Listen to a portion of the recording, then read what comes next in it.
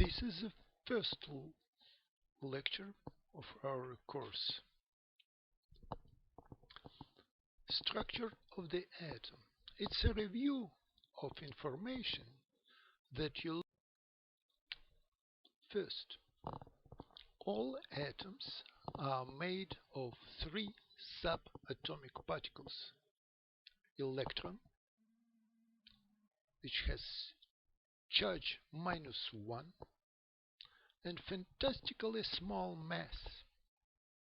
Proton, that has charge +1, which has a value exactly identical to charge of electron, but opposite sign.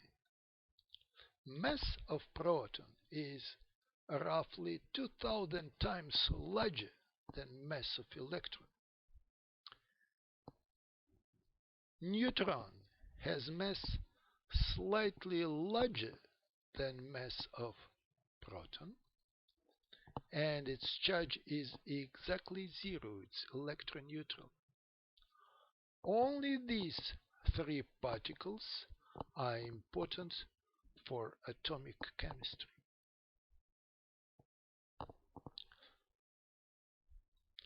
Again, mass of proton approximately equal to mass of neutron, and it's almost 2000 times larger than mass of electron. Atomic nucleus is much smaller than atom. Size of atomic nucleus is several femtometers, when size of atom is always larger than 1 angstrom, which is 100,000 femtometers. So you can compare it if you take a small berry as a nucleus. The atom will be like stadium.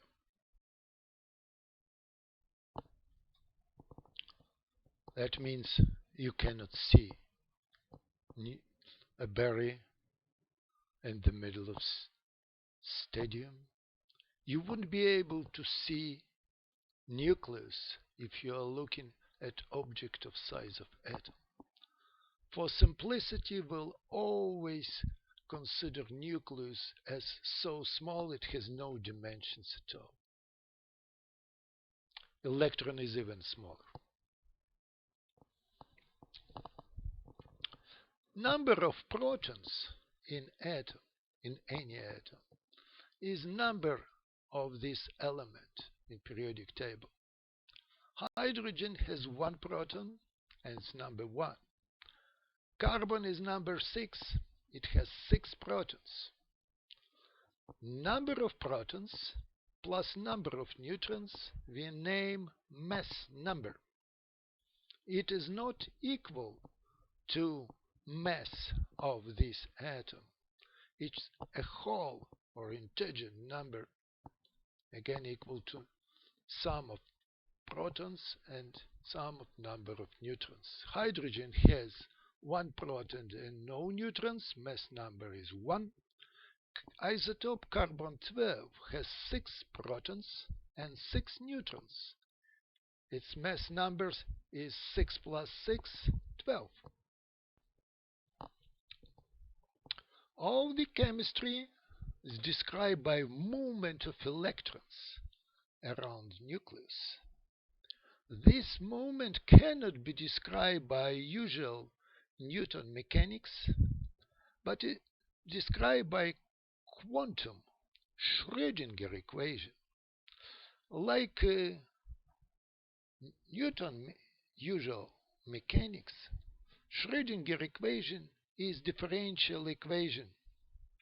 So you can put some function here and you'll solve it, and you will have equation of movement of electron in this system. We just use different mathematics to describe the movement. Now, the good thing that mathematicians know how to solve Schrödinger equation, so we'll be just looking at these solutions.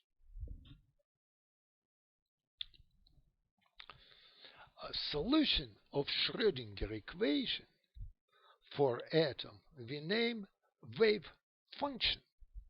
Schrödinger was German speaking, and lots of quantum physicists were German, so the terminology has flavor of German language. Lengthy words combined of one or two or more words. Wave that corresponds to electron, or solution of equation that corresponds to electron, we name wave function. Wave functions for electron called orbitals, kind of resembling